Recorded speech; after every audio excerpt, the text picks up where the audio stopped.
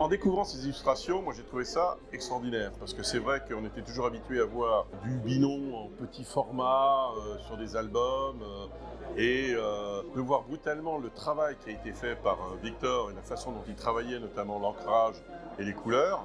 Moi j'ai trouvé ça absolument extraordinaire, surtout dans un tel format.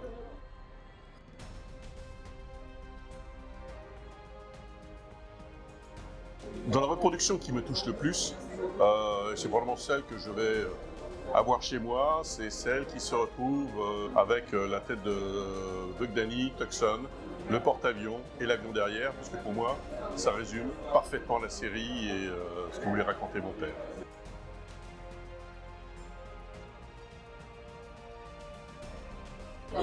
Ah, je pense que lui, il aurait été très enthousiaste. Très enthousiaste parce que de toute façon, il a toujours admiré le travail du Binon.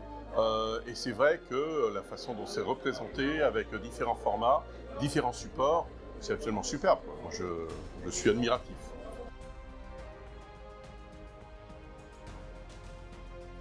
Mais je crois que vous avez tous les gens qui sont fanats d'aviation.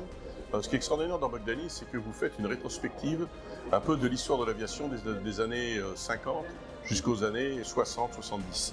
Et c'est ça qui est fabuleux pour les gens. Ils vont découvrir, ils vont venir peut-être simplement par les avions en premier, et après, bien sûr, ils vont découvrir les personnages.